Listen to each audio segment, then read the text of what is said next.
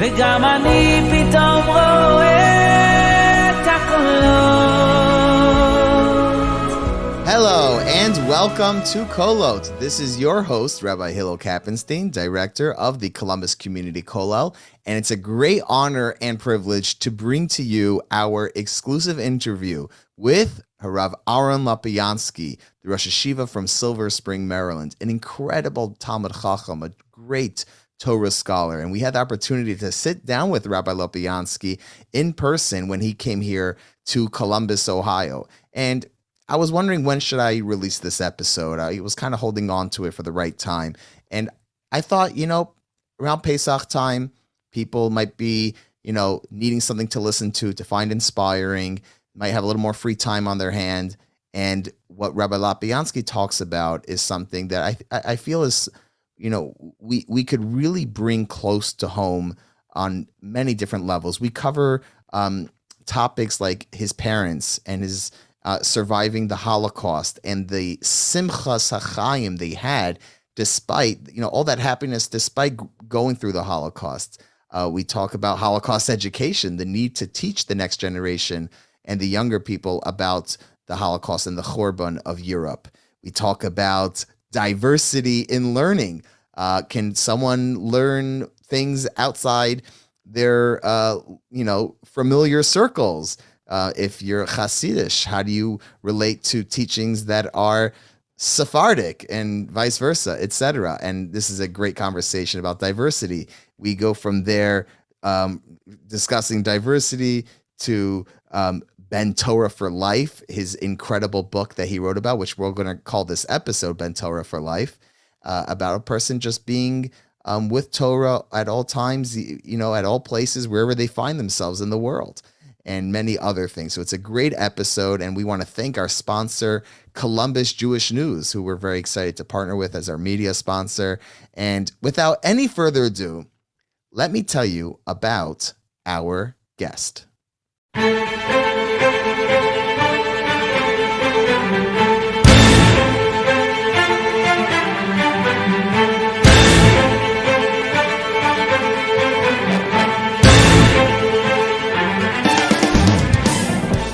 Rabbi Aaron Lopiansky is the Rosh Hashiva of Greater Washington, Tiferes Gedalia. He learned for decades at the Mir Yeshiva and follows the Mesorah of his Rebbeim, Harav Chaim Shmuel Levitz and Harav Nachum Partsavis, and his father-in-law, Harav Benish Finkel, the late Rosh Hashiva of the Mir. His approach to learning was also deeply influenced by his long association as a close Talmud of Harav Moshe Shapiro. Rabbi Lopiansky is a renowned speaker and the author of several Hebrew Sfarim, as well as a few English language books. Timepieces, Golden Apples, Seed of Redemption, and the widely acclaimed Orchos Chaim Ben Torah for Life, published by Eshel Publications. And without further ado, I want to welcome the Rosh Hashiva to the podcast. Thank you so much for joining us. Thank you. It's very nice, especially since there are 2 or 3 of the Kol members that are Silver Spring Yeshiva graduates, and the fact that they are enriching the community and the community is enriching them is really very special. So I feel quite at home, Baruch Hashem. Thank you. I'm not an alumni of Silver Spring, but I did travel there when I was learning in Lakewood. Rosh Hashiva fahered me on Kedushin. I don't know if I did well or not, but I guess I did well enough to Rabbi Elephant took me to his shir next year. So okay, so then I guess it worked out. I want to know if the Rosh Hashiva could talk a little bit about his parents, his background. The Rosh Hashiva's father, Rav Ben Zion, and the Rosh Hashiva's shver, father-in-law, Rav Benish, I'm sure had a very influential part in the Rosh Hashiva's life. And I want to know if you could share with our listeners a little bit of what that was to you to grow up in that way. Yes, it's a bit personal, and I hope it would be of interest to a broader public if you're asking. First, as I've gone through life and I've met people and so on, the importance, the significance of a home that's happy and has value is incalculable in the children's lives. There is nothing that gives you a head start in life in every area than of having had that type of childhood. And I do owe it to my parents and then my in-laws that this was the type of environment that I came into being from. And my parents are both survivors. My father was from Lithuania, a product of yeshiva world. He had a wife and children that were killed in the war. My mother was much younger, from more of a Hasidic background. And I guess I did write about my father in timepieces. There's a piece about him. The fact that he was wise, intelligent, calm, thoughtful, those were things that gave me a childhood that was beautiful. When people talk about survivors' children, I never knew what they were talking about. Mm-hmm. Later on in life, I realized that this was very unique, that he was able to establish a home that had none of the trauma. And that to me, that's my basis for life, is his calm thoughtfulness, and always the sense of where's the other person coming from. When I got older, when I graduated high school, I went to the yeshiva. I didn't know my father that well when I was a bacher, but when I got married and I became part of the household, I saw greatness in my father-in-law. Never spoke about himself or what he's thinking, but you began to realize he was the head of the yeshiva. He had to make a lot of decisions. He had a lot of responsibilities. He was always thinking about the consequence of his actions, how to do things in a way that will get things done without anyone being upset. He put a tremendous amount of effort into that. He shared very little openly, but I saw a lot. And my mother was a person who was there 24/7 for other people. She was busy all day, and she felt if she wasn't doing something good for someone, she felt that she's somehow misusing her time. That was the environment. That was the environment at home. It's interesting because the thing Rosh Yeshiva focused on the most was the happy home, not any other lofty spiritual level, master Yes. of scholarly workings or Yes. texts, and you put that next to the fact that they're survivors of the war. Yes. How do we understand this? I mean, you're going through some of the most egregious parts of Jewish history, the most recent, of course, the Holocaust, and yet the home you grew up in was a happy home. Do you know what was there a struggle there? How did they manage with that? Did they discuss it at all? What did you observe? It's interesting. My father spoke a lot about the positive aspects of life and people. And, he discussed his home. He discussed even events in the ghetto that reflected on nobility, something special about people. I remember he even told me once, and I was kind of floored by it, that one of the guards in the ghetto, one of the Nazi guards, seemed to be a little more human than others. And he asked him, how can you people do this? And the person told him, and my father said he believed this all sincerity, he said, it's the problem of you Jews. You started this war, and now you're eating just the consequence of your actions. And my father said, I really think the person believed it. And so he had a very big sense of life and saw a bigger picture. He didn't, we may not understand what happened, but life is bigger than that. And even in his last few days, he was an old person, and he was sick. He expressed something about who would ever thought that it'd be fortunate to have such children, grandchildren, and so on, and things of that nature. It was very, very moving. He saw life in the bigger picture, and the big picture is tov. It's good. He also understood a lot of the suffering. This reminds me of a question I just read in the Yatzed by the Chinuch Roundtable, for those who enjoy good coffee room hack. Someone wrote a question about buying German-made products, and should it be discussed, should it not be discussed? And without getting into that specific question and the answers, it did, to me, open up the question and really open the door to the broader conversation. Are we teaching our youth enough about the Holocaust, the Churban of Europe? Is it something that should be focused on more in itself, or should be in the broader context of all the different Khorbans, all the different tragedies throughout our history. On the other hand, it's the most recent. There are survivors, a few left. I'm very privileged to have met many survivors, gotten many brachas. I've even taken my little son and daughter to get a bracha from a survivor that we know. I don't know if they'll remember, but it's like we're kind of holding on just a little bit. What should the relationship be with the Khorban of Europe? So it's complex because history are facts that happened, and then what's the picture trying to fit it into? So classical history will look at history evolving through a series of economic, political factors. So why wars got started, what was driving different countries, and so on. That's the dominant approach, which is fine. The question is really, how do we frame it to our children? What exactly are we trying to give over?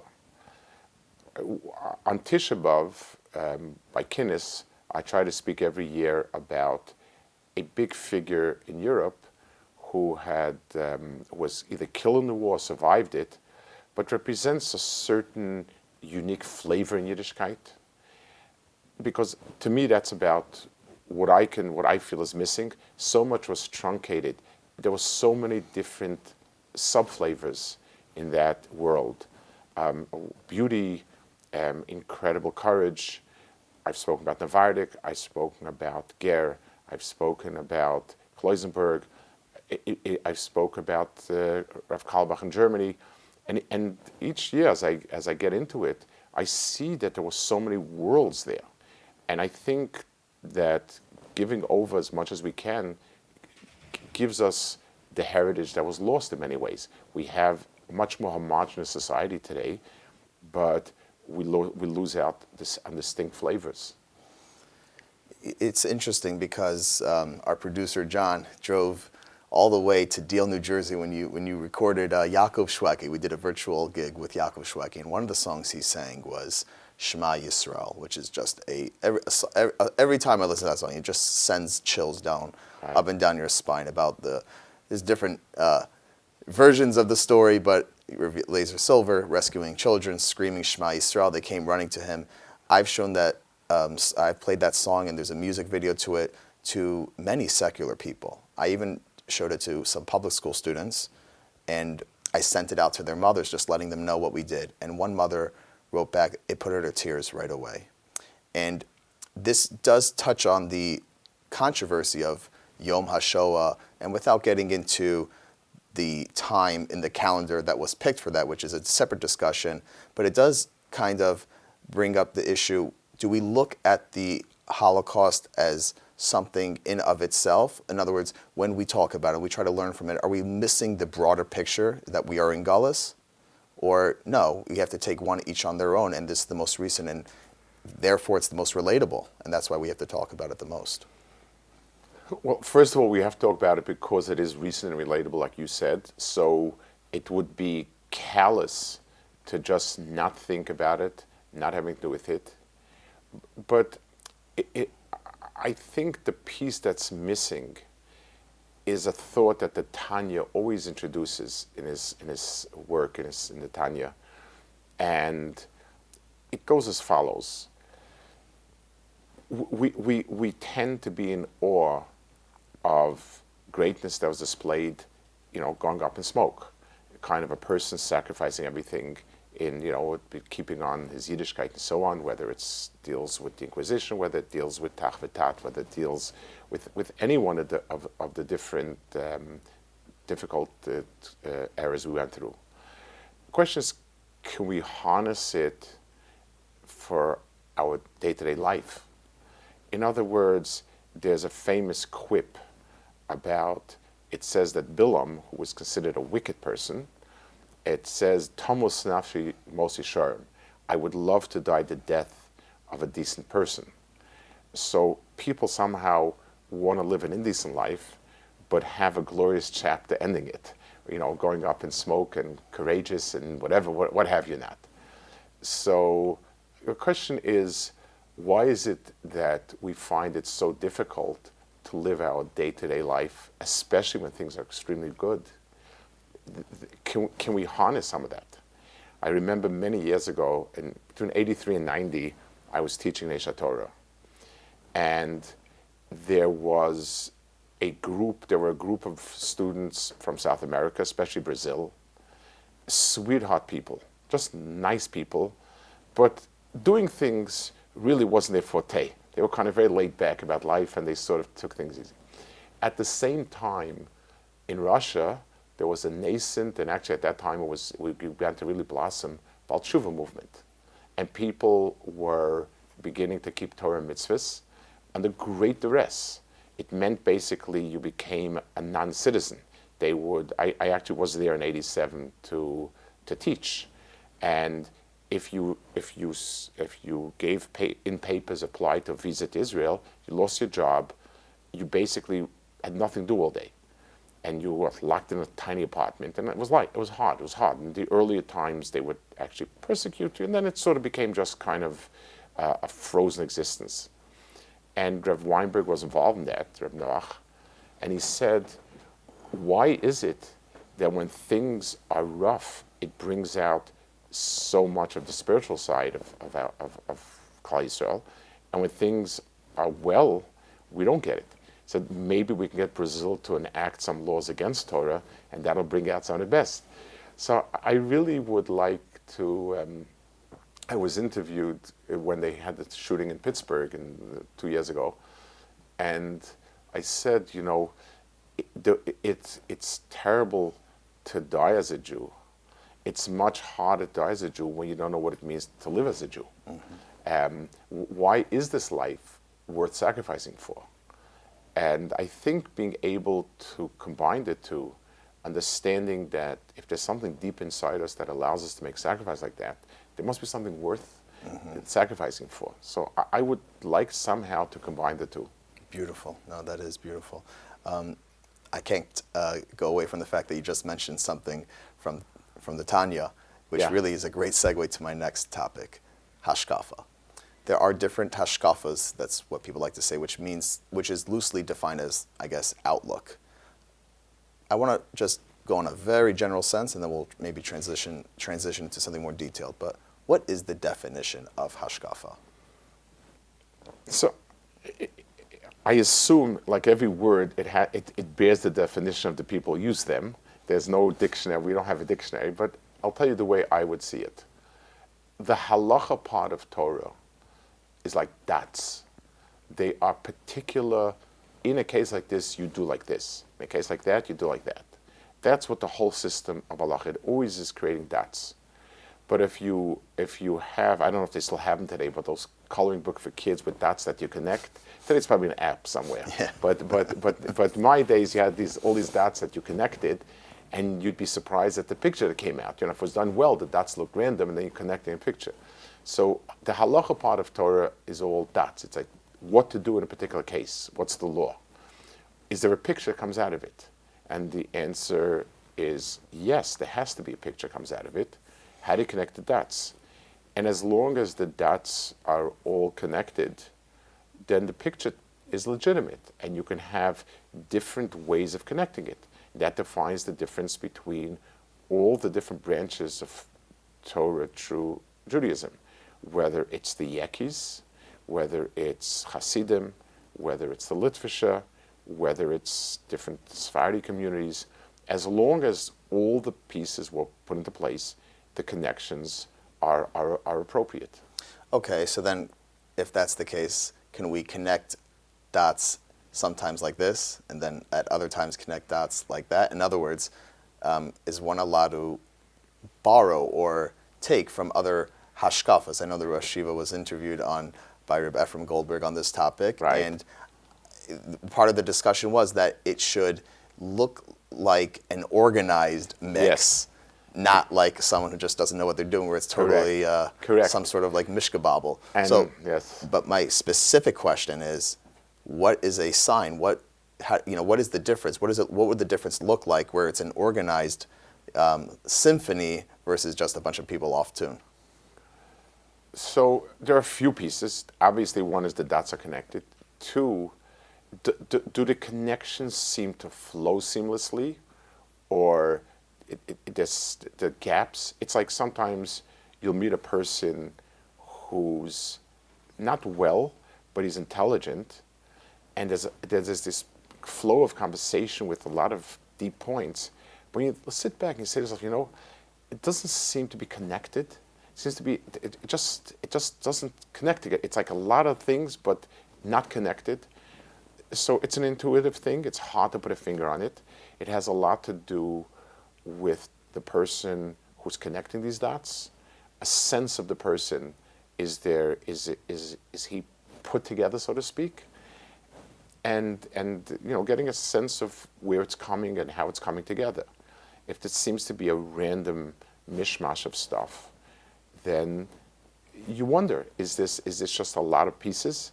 If you're referring to that podcast, I used a mashal, which I think is apropos. In my days, there were people who were schnorrers going to Kiddushim collecting stuff. And they had these coats with these big packets, and wherever they thought nobody was looking, they would dump a platter of cake, a platter of kugel. So when he empties out his packets and he gets back home, can we call that a smorgasbord? And the answer is, well, a smorgasbord, somebody planned out foods that will complement each other, look well, placed a certain way, and you get that sense when you walk in. When this poor fellow empties his packets, the common denominator is this was the food that was on the plate when he thought nobody was looking. Mm-hmm. So you really need to get a sense. When I was guided by my Rabbi about people, movements, things like that, a key word that was always used was a glatter Mensch. It's a German Yiddish word. Glatt means literally smooth, but it means that there's a certain seamless quality about it. Doesn't seem as if there's a lot of jagged pieces and holes and gaps. So it's an intuition, and I guess that has to be the sense of things. No, that is very interesting, because in some circles we find that it's encouraged to broaden your horizons. In other places it's more focus of our way, and it could get a little hard for someone who's the student, the Talmud, the disciple. Well, do I have to then follow exactly that way? And do I have to think to myself, how would my Rebbe or whoever say if I had a different hashkafa? Is one allowed to be on some level a free thinker? So I wouldn't phrase the word allowed as much as is it good? I would say it depends on a person's age and station. Whereas a person has to accept the fact that when he's young, he tends to be impulsive, attracted to the more extreme. I know myself, I remember when I was young, the more extreme a speaker was, the more I found it engaging. He's quote unquote telling the truth as it is. I got older, it changed. So for a younger person, he's feeling out more or less which direction he's going to. I would suggest it's always good to find a default setting. This is the yeshiva Rebbe movement that you feel comfortable. And as your inclination to broaden your horizons are, that's fine. But understand that it has to be incorporated in something that sort of means something together. In other words, that it should probably be taking the person in a direction of growth, working harder, not, if I could take this hashkafa, then I could use that as an excuse. Right. And let's take an example that, and we'll take something that's a physical reality that we could. We all are familiar with modern Orthodox communities where people dress casually, and we can respect them and what they have to offer. We can see a Hasidic community, and it is something which we can respect and say beautiful. We can see a Yeshivish community. Now, imagine the following, and I'll quote a little anecdote that I actually heard. There was a fellow who got married in the Meir Yeshiva when I was a bacha. So this is going back 50 years ago. He had an uncle, a nice out-of-town fellow who came in, a sweet fellow, and he was telling a story. He said, I bought a shtreimel once when I was in Israel or something, and he bought it as a curio.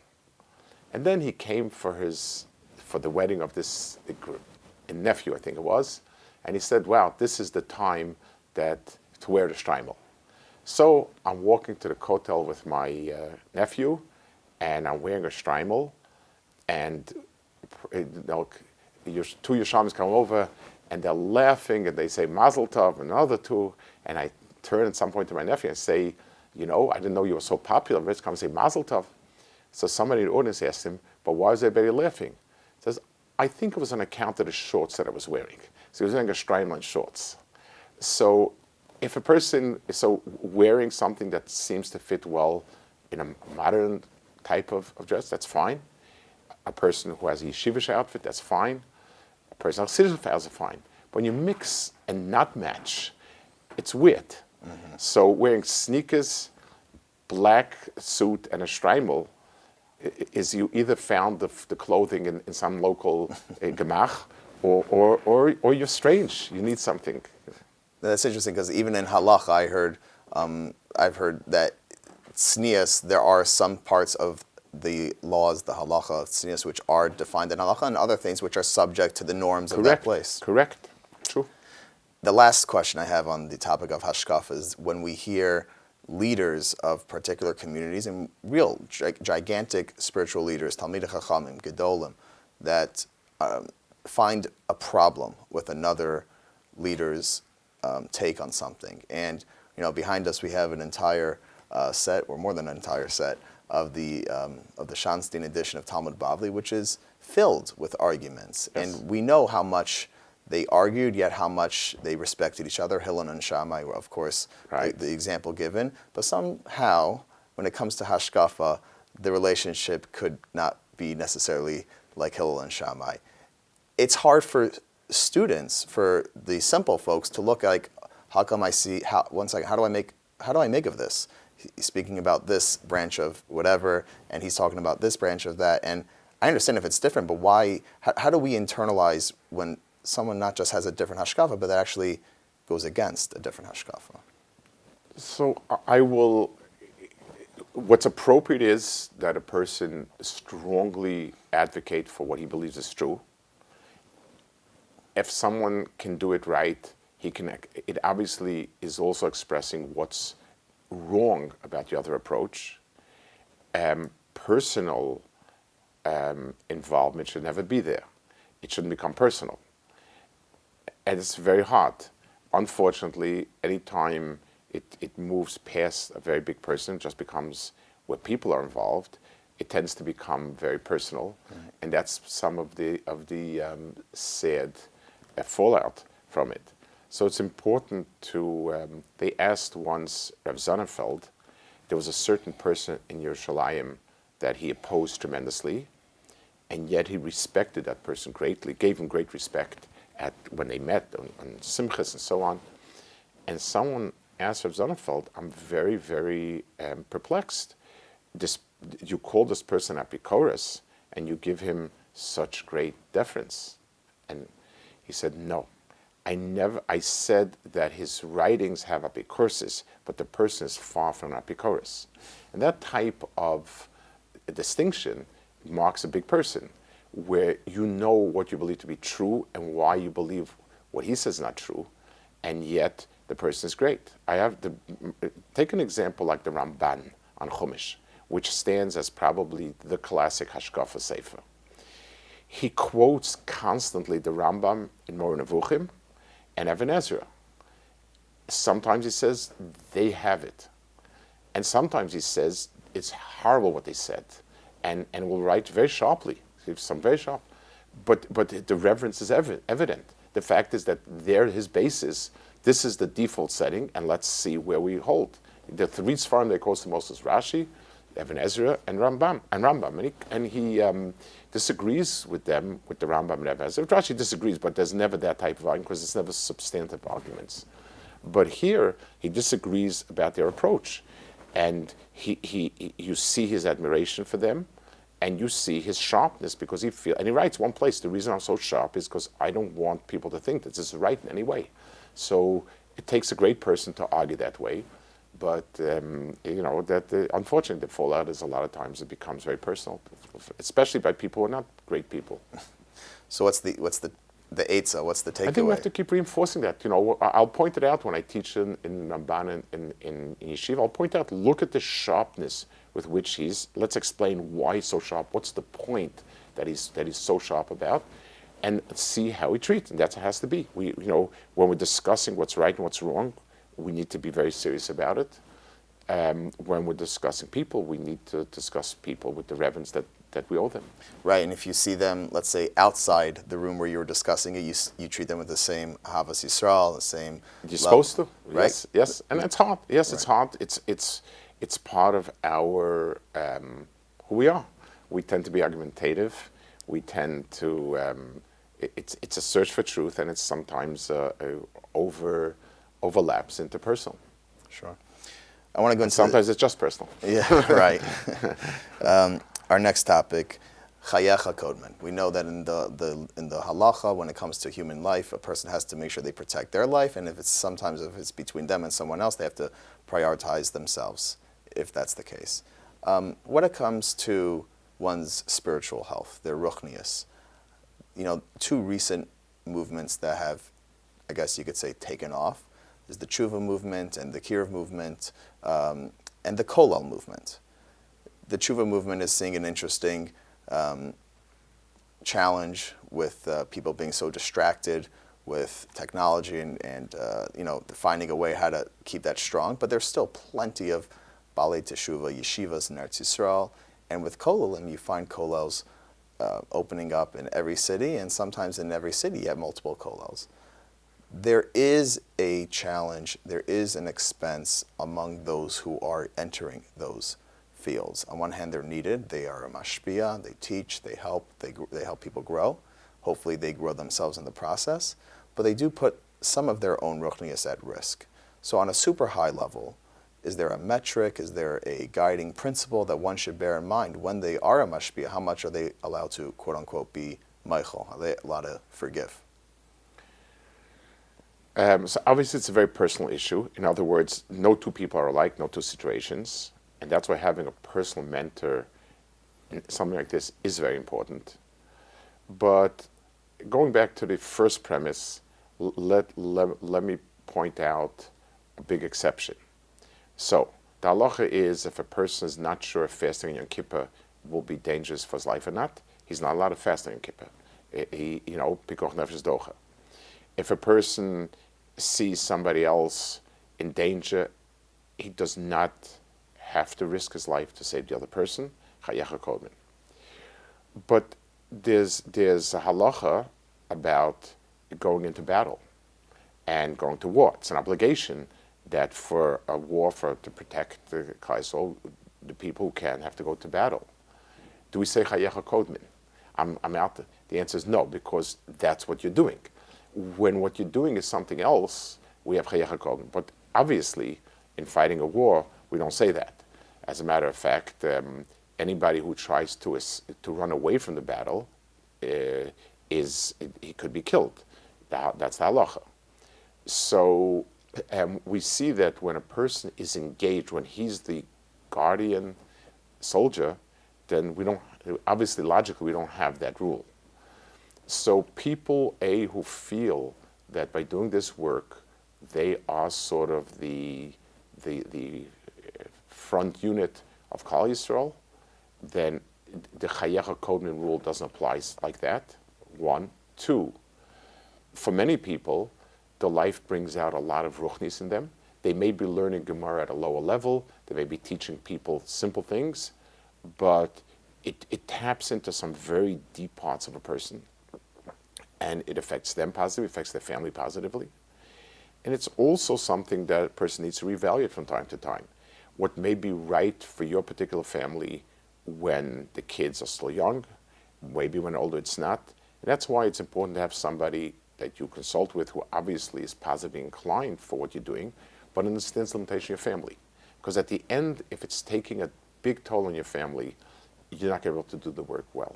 So they do go hand in hand. But people gain a lot from it in Ruchnius. They may lose in some areas, but they gain a lot from it. And people grow and they become something that they're not. Right, so that's kind of where this terminology, whether it's positive or not, heter kiruv came from. That if I'm going to war, right, so then I have this allowance. So it's a very, very dangerous road. At the same time, there are certain norms in the secular world, which is just a collision to how people were in their prior yeshiva or kollel community. And one last point is that if they are fighting that war and they are dealing with certain things, then maybe if it affects them, they won't even be a good mashpia in the first place. So what's the, where does that line get drawn?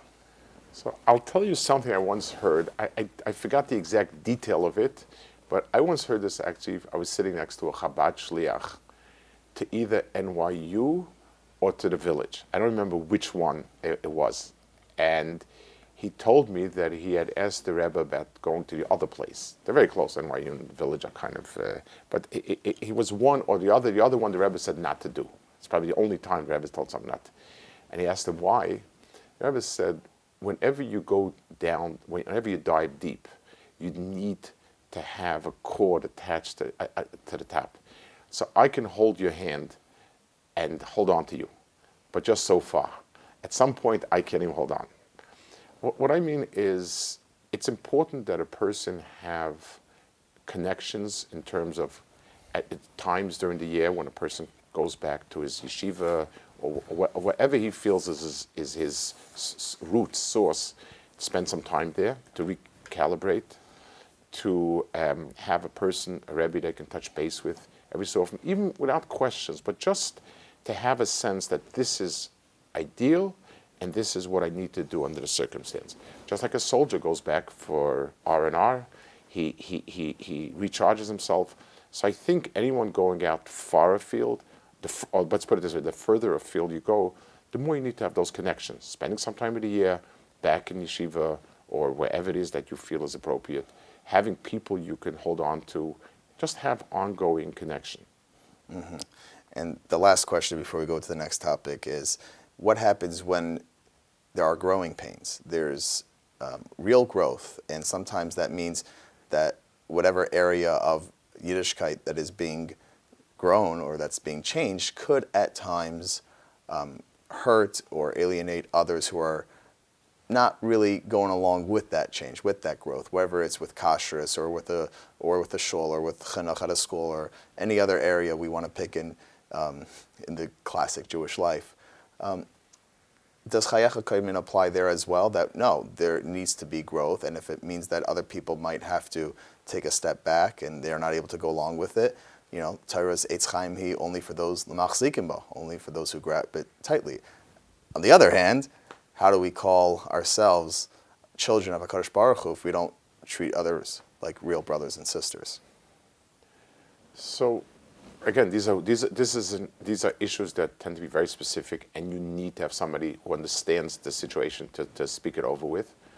Generally speaking, somebody has to get a sense. This has been an issue, for instance, even mainstream communities where the schools and the population of schools have changed.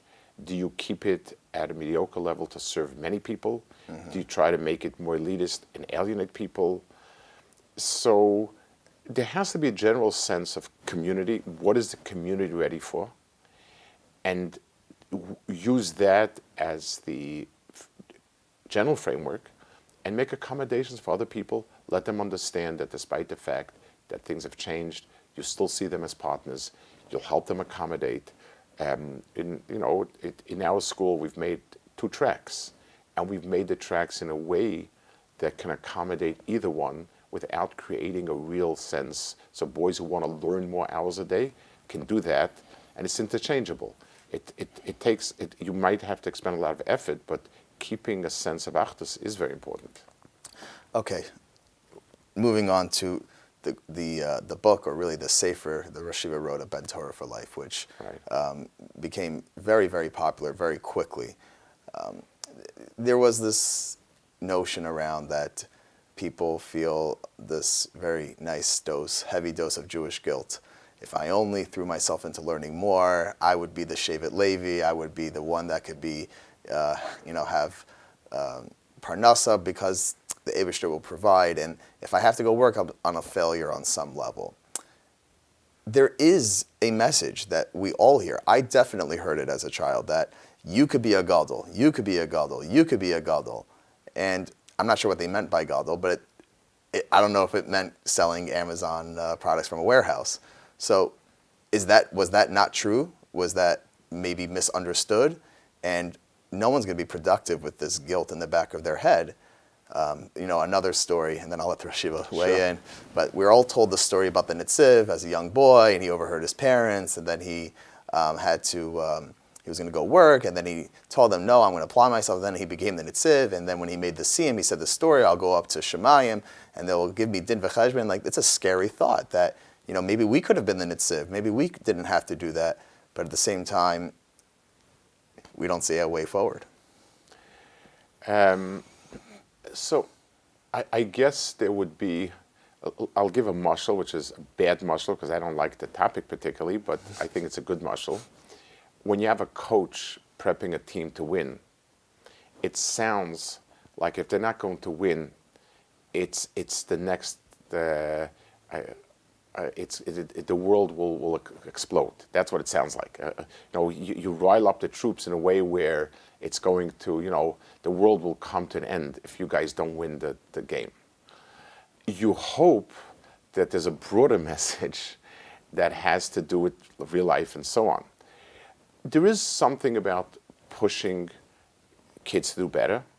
If the message is just, you're okay exactly as you are, you get very little traction and not going anywhere, you want to give goals. I do think it should be a little bit different than you could be the Gadol Hador, which basically excludes everybody else. But it could bring a lot out. You push people at a younger age, they certainly bring a lot out of themselves. But there's a message for a 17-year-old and there's a message for a 27-year-old. And if you've done what you can and you've pushed yourself and this is where you are, now you have to ask yourself, what's wanted from me at this point? So it's a possibly correct message at a certain time and place, because the main message is work a lot harder. You'll be able to do a lot better. So just like the coach, if he's got a half a brain, he knows that he's pushing the team to get somewhere, but he also understands that the world does not come to an end if you lost the poor game. So a person also has to understand that when you push somebody in yeshiva to push really hard to grow in learning, but then you're a 27-year-old, you're not a 17-year-old, and you need to understand it as you did it.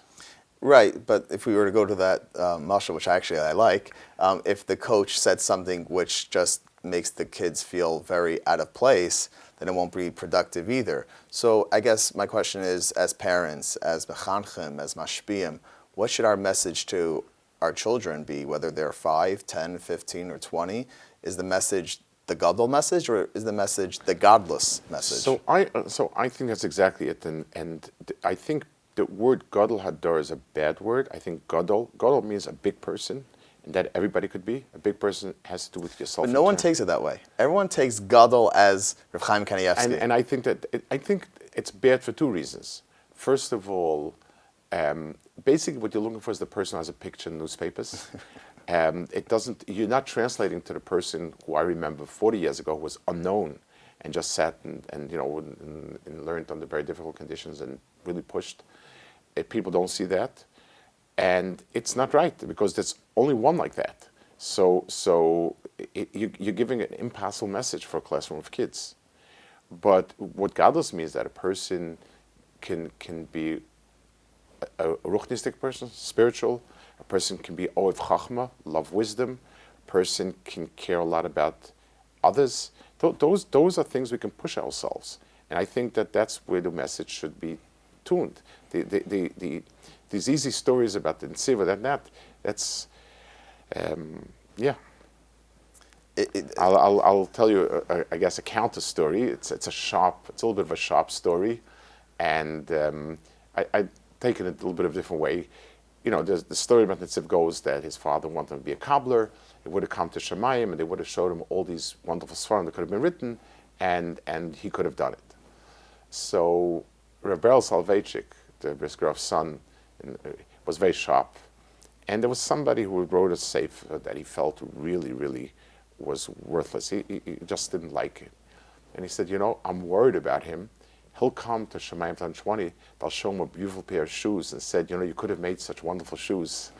Giving people realistic goals at the time when they're ready for that, and understanding that that's their expression of themselves is the thing to do. So somebody who can go to a town out of town and create a kollel and podcasts and stuff like that, and he uses himself, he pushes himself, and he does it with self-sacrifice. That's worth it. That's your life. You know, if you feel that it uses up every ounce of your abilities and your koach, your strength, then you're doing the right thing. That's what's wanted of you. The classic book on Jewish ethics, Musar, Mesilas Yesharim, does begin after his lengthy introduction that the chayv, the obligation of a person, is l'hisanig el Hashem, to derive einig, how we define einig, pleasure, connection, meaning from Hashem, which is a very, very broad, super high level, macro. For one to ask, is there a way for one to be able to figure out for himself, at least in some level, am I fulfilling my tafkid? If a person feels energized spiritually by what he does, he feels a certain oomph. If he's learning, if he's davening, if he's helping people, if he's being marbitz Torah, if a person feels that his world of mitzvahs is fulfilling and energizing, then that's lisanig al Hashem. If it's just dull and rote and routine, that's not lisanig al Hashem. So does he look forward to some part of his ruchnistic activities? That's really that should be the measuring rod. Because we're all told that there's this concept of Gilgal, and we've come back, and I don't know, do I need to come back after this life? Like, there's all these things. Let's worry about life, one life at a time. It's it's something that tends. Anything that leads to unproductive speculation is worthless. And it's a Yitzhahara. Yeah, it's I'll share with you. I once heard from the Sivas Shalom. He said a Chassidish avart, a Slam avart. It's Chassidish, but so in the meaning of the words, it's quite off, but it's powerful in its message. Rashi said, the pasuk says, I'll tell you first what the words mean, literally. It has nothing to do really with it. It says that the oil that you bring to light the menorah is kassis. Kassis means it's the first squeeze of the oil before you chop up what happens is they squeeze it and oil comes out. That's the cleanest oil. Then they grind up the stuff and you get oil that's not such quality and so on. So the criteria for the oil used in menorah has to be kassis. So Rashi says kassis lema'or. It only for lighting the menorah do you need to have that premium brand of oil. For low kassis lemnachos, when you bring oil together with flour as a meal offering, as a mincha, you do not need to have kassis. That's the Gemara. That's straightforward, the literal taijim. A Hasidic take on it was kassis means to shatter, to break. A person needs to break himself, to be hard on himself. But lemar, when what comes out of it is the person shines. V'lo lemnochos, from the word menucha, and not if it depresses you and inactivates you. So when a person is tough on himself, so sometimes like the coach and the team, it brings out the best. And sometimes the person says, what the heck, nothing's working, I've beaten up myself, might as well just, retire. So all of these thoughts, what are they doing to you? They could all be right, but what are they doing to you? We're all going to die. So if a person sits and dwells on the fact that we're going to die, what does it do to him? So one person says, I've got a lot to take care of, and I must take care of it. I've got a lot to do. That's wonderful. So that thought of dying energizes. Another person says, what the heck, we're all going to die, might as well enjoy life. Yes, eat, drink, and that's, so all of these different ideas, all these things, where is it taking a person to? If it's framing a productive way of life, then great. If it just takes the person to Noahsville, then it's a Yitzhahara. Beautiful. No, that's great. And our last question or topic, the Rosh Shiva wrote a very inspiring and eye-catching article in the Mishpacha magazine after a recent tragedy of an author in Eretz Yisrael.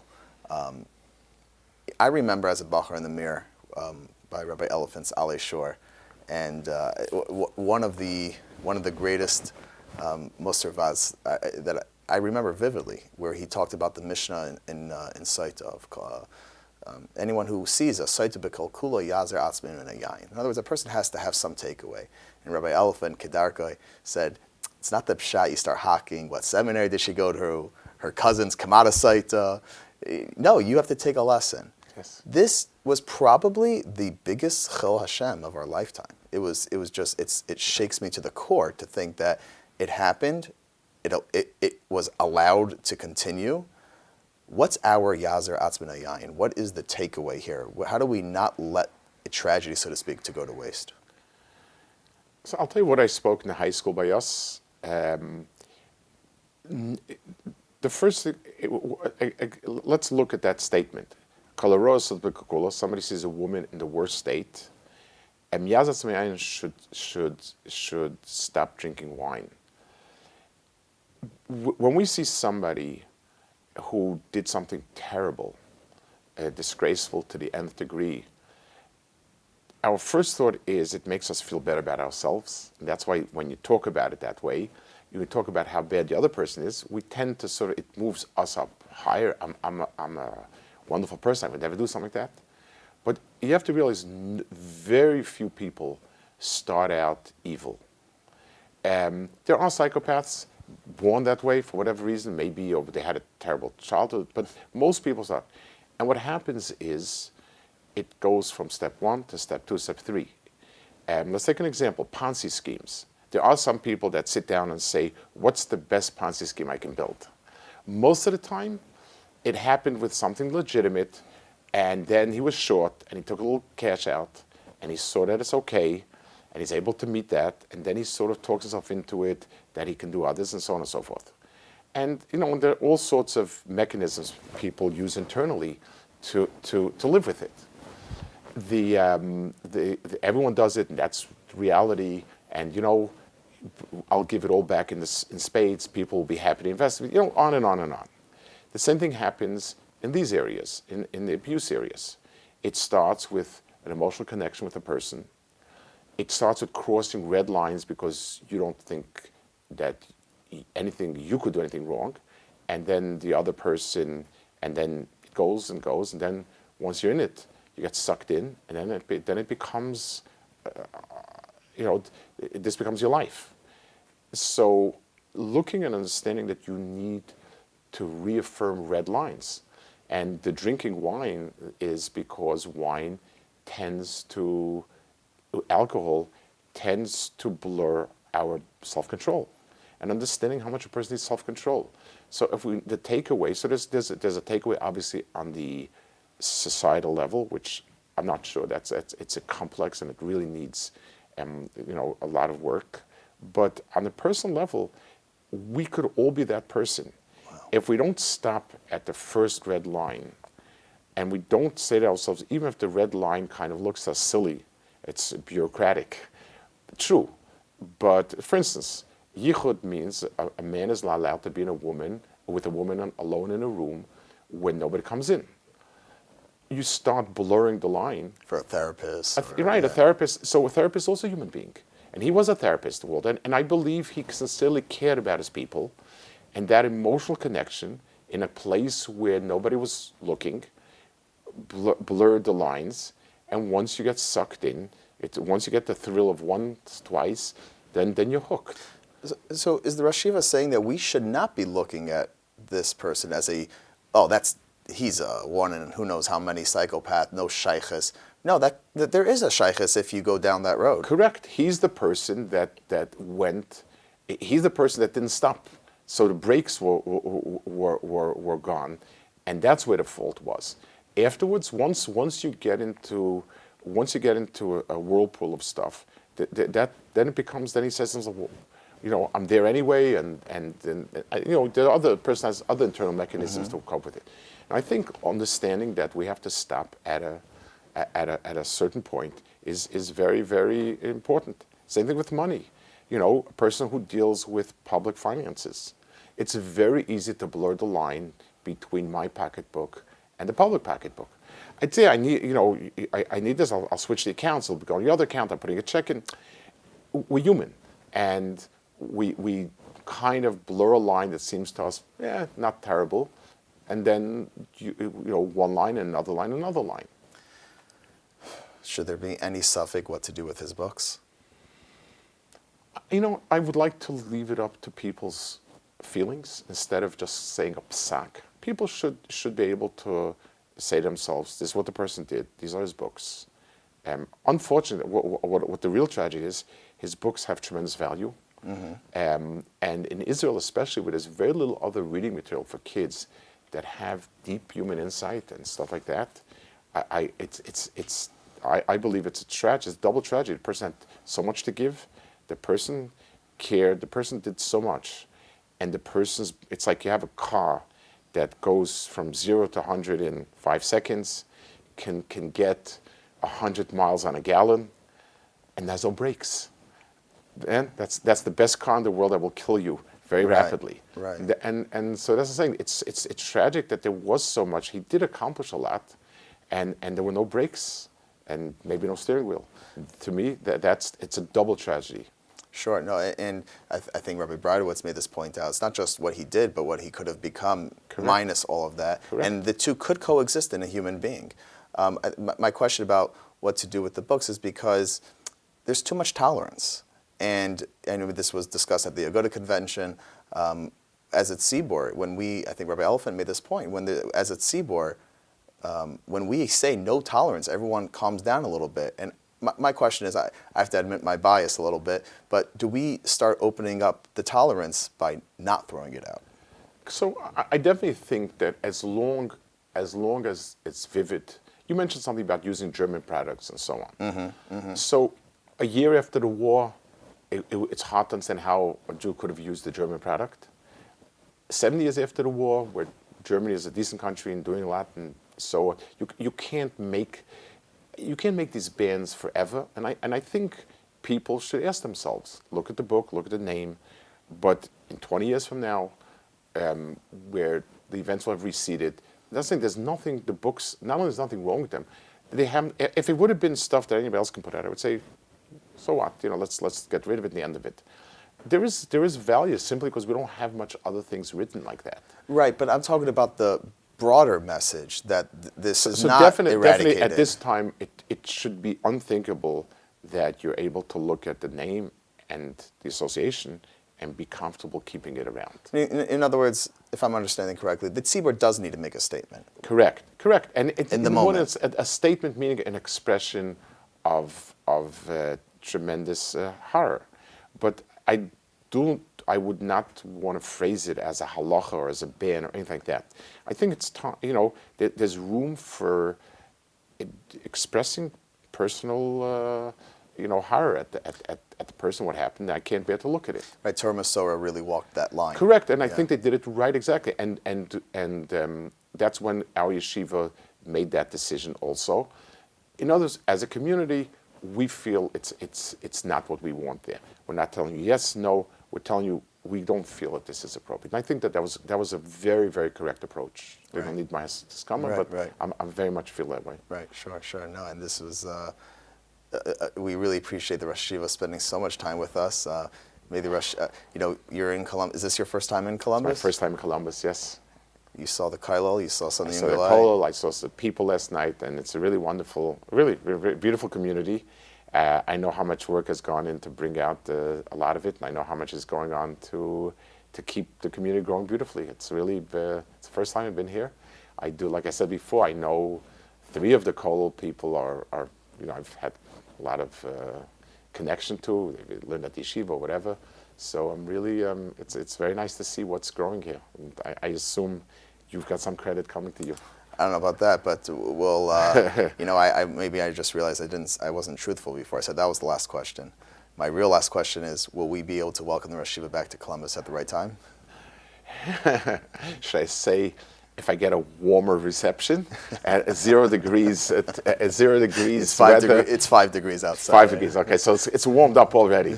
But in the summer. In the summer. Okay. No, it's very beautiful. And it's been a very positive experience. Yeah. So Baruch Hashem, Bez Hashem, God willing. Thank you so much. We appreciate the Yeshiva's time. Very nice. To listen to all Kolot episodes and see upcoming guests, visit kolotpodcast.com. We are also on all podcast players. Type in Kolot on iTunes, Spotify, Google, Stitcher, Podbean, and Amazon. Share with your friends and please make sure to give us a 5-star review. Kolot is a project of the Columbus Community Kollel, a full-time Jewish learning center in Bexley, staffed with high-caliber Torah scholars. Ever since 1995, boys, girls, men and women from all backgrounds and affiliations have found many opportunities to connect with Torah and mitzvos at the Kollel. Whether it's a study partner, an engaging lesson, or a program, the Kollel is your one-stop shop for all your Jewish learning. If you want to know how you can benefit from the Kollel, visit thekollel.org. That is TheKollel.org, and forever be inspired.